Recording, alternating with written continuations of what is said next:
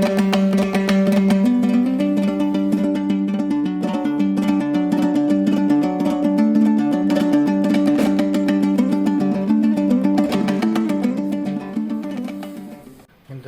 бүгін біздің сайлау учаскесінде 1238 сайлаушы тіркелген. Сайлау науқаны ойдағыдай таңертең заң бойынша 7-те басталды. Қазір жүріп жатыр. Халық келіп жатыр. Көңіл күйлері жаман емес сияқты. Үйден дауыс беретіндер ол кісілердің сұрауы бойынша біз 13 адам алдын ала өтініш жасаған болатын. Барлығы үлкен кісілер. Ол кісілердің сұрауы бойынша түскі 12-ден кейін келсеңіздер деді. Алатын системалар бар екен, ем-домдары бар. Сол 12-де комиссия мүшесі полицияның өкілімен бірге ұйырылуға болады. Сайлау учаскесі сағат кешкі 8-де жабылады. Сағат 6-дан бастап осында сайлау учаскесі заң бойынша ашылды. Ешқандай заң бұзушылық әрекеті байқалған жоқ. Сағат 7-ден бастап мемлекеттік әнұран ойналып, халықтың жәнегі белсене қатысуына бақылап отырмыз. Бәрі жақсы, халық қатысып жатыр. Жақсы үміт күтеміз, сенімдеміз. Тәртіп бұзулар болған жоқ.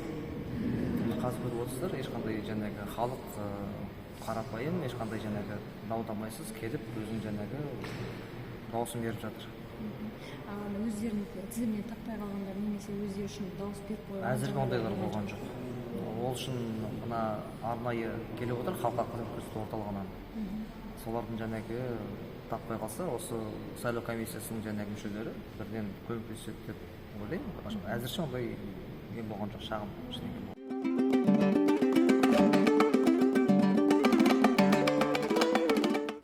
Таңертеңгі таңғы сағат 6-дан ешқандай құқық бұзушылық болған жоқ.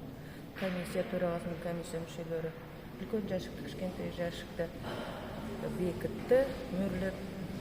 Одан бері сайлаушылар таңғы сағат 7-ден 6 минут күткеннен бастап келіп жатыр. Сайлаушылар, дауыс берушілердің несі жақсы. Ешқандай құқық бұзушылық болған жоқ, дау-дамай болған жоқ. Барлық жақсы өтіп жатыр, бір қалыпта. Бүгінгі ауа райына байланысты ғой, кішкене басында дау еді, қазір жақсы.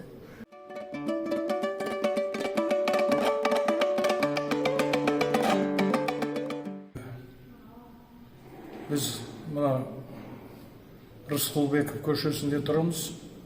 259-ші сайлау учаскесіне дауыс беруге келдік. Мен ойлаймын, біздің қазақ халқы, Қазақстан халқы референдумды жақтап, барлығы бір кісідей дауыс береді деп ойлаймын. Ол бізге қажет, біздің елімізге, жерімізге, халқымызға, береке бірлігімізге барлығы жақсы болсын деп тілеймін. Барлық азаматтарға, қазақ халқына, Қазақстан халқына аманшылық тілеймін, береке бірлік, жақсылық тілеймін. Рахмет.